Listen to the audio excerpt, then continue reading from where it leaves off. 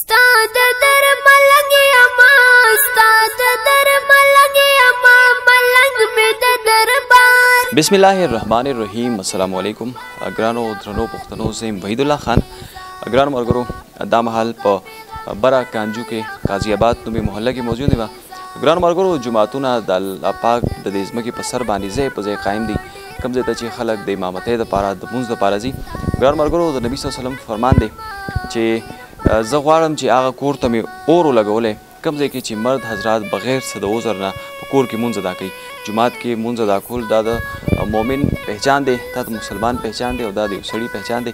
ګرانو ملګرو، د قاضي آباد دا محله چې ده دا ډېر وخت نه بلکې د هر څه د راز نه د خپل جومات نه محروم وه. اوس لاندې د مونځ دپاره وړوکی غوندې جومات جوړ شوی دی، خو په دې باندې بره د مدرسې او د جومات بل پورشن چې دی په دې باندې هم کار شروع دی. خو دلته کې دا کار چې دی لږ ځای پورې رارسېدلی دی. عین بعد د فنډ د نشوالي په وجه باندې یا د پیسو د نشوالي په وجه باندې دا کار داسې پروت دی. ګرانو ملګرو، چې زه پخپله دا وایم چې هغه هر ځای دی تعمیر ته ورسي یا ونه رسي، خو جومات یو داسې ځای دی چې دا د همیشه تعمیر ته ورسي. په دې کې د مسلمانانو لاس اخلاص چې دی هغه ډېر زیات ضروري دی. د دغې جومات امام صاحب هم زما سره ولاړ دی او زما د ګس طرف ته مؤذن صاحب هم ولاړ دی. د دوی سره زه یو څو خبرې اترې کوم چې څومره تکلیف دی دلته کې د جومات د نشوالي د وجې نه، او کوم خلک چې دي مخکې به کوم ځای ته تلو اوس خو لاندې مونځ کوي، خو دا بل پورشن چې دی د دې هم ډېر زیات ضرورت دی. السلام علیکم. وعلیکم السلام. لږ غوندې کې مخکې راته خپل نوم ووایي. عطاالله مې نوم دی جی. دلته کې امام یې تاسو؟ او جی. لاندې خو یو جومات وړوکی غوندې جوړ شوی دی، خو د دې تاسو وایي چې د دې هم ضرورت دی محلې ته. نو څومره د مخکې چې د لاندې جومات نو خلک به کوم ځای ته تلو مونځ دپاره؟ مانځه دپاره خو مونږ تقریبا دغه روډ په غاړه باندې جومات و، مونږ به هلته کې تلو. ټایم به هم ډېر لګېدو، دغه 10 منټه تقریبا داسې به لګېدل، 15 منټه. نو مونږ ته به تکلیف و په تلو راتلو کې، او د لاره هم خوشي وه. نو الحمدلله الله پاک اوس دلته په دې محله کې دا جومات جوړ کړو، الله پاک رحم وکړو. خو اوس زموږ دپاره مزید دلته کې جومات خو جوړ شو، د وړو د مدرسې دپاره سبق د ویلو دپاره ځګې زموږ سره نشته. دلته کې په خپل بیټک کې وړو ته سبق وایم، خو لکه ځګې تنګ دی او مونږ وایو چې لکه په دې جومات له پاسه باندې دلته کې ګیلري جوړه شي او دلته کې مونږ وړو ته سبق شروع کړو، ډېره به غوره وي. نو دلته کې اوس تاسو ته د کم شي د کم مټیریل ضرورت دی؟ دلته کې مونږ خو د لینټره پورې دغه را رسولي ده، آبادي را رسولي ده.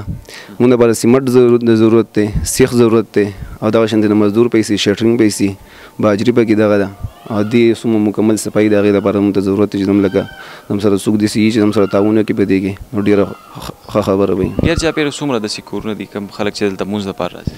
تقریبا دغه 22 کورونه به وي. او جی ټیک شو، ډېره زیاته مننه. زموږ سره مؤذن صاحب هم د دې جومات ولاړ دی، هغې سره مې یو څو خبرې اترې کړو. السلام علیکم. وعلیکم السلام. خپل نوم راته ووایو، د دې ځای اوسېدونکی؟ او فضل ربی. فضل ربی. نو 15 واړه وخته تاسو دلته کې اذان کوئ؟ انشاءالله 15 واړه کوو. نو نن خو مونږ پروګرام چې کوم دی هم په دې مقصد باندې دی چې یاره د جومات دا کنسټرکشن چې دی دا د مخکې ورسي. نو دلته کې تاسو ته تکلیف څه دی په دې کنسټرکشن کې دې وخت کې؟ په دې وخت کې زموږ سره چې سیمنټو ضرورت شته، او لکه د سیخ ضرورت دی، او شګه باجري او د مزدور د پیسو ضرورت دی زموږ.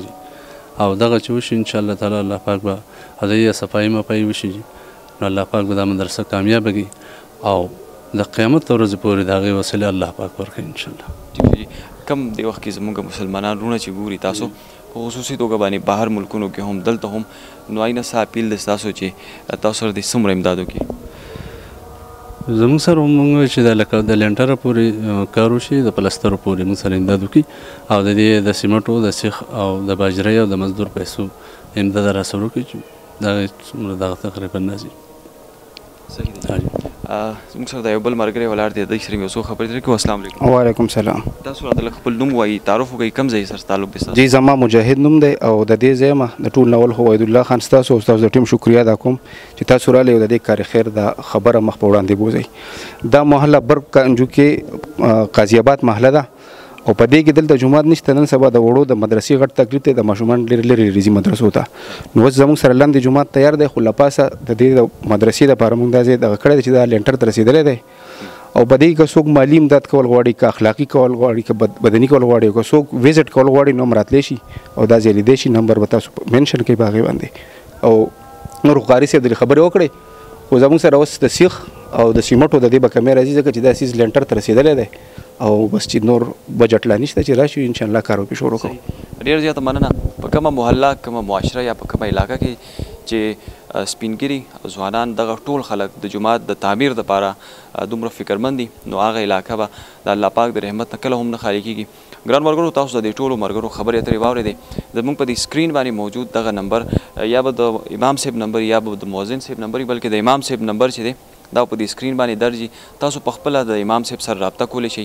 که ستاسو د وس نه یو بورې سیمټ کېږي لږه غوندې شګه کېږي یا ډېر کېږي چې هر څومره کېږي د امام صاحب سره رابطه وکړئ په خپله راورسوئ یا د دوی سره رابطه وکړئ په کوم طریقې باندې خپل امداد را رسولی شئ تاسو د امام صاحب ته خپل امداد راورسوئ.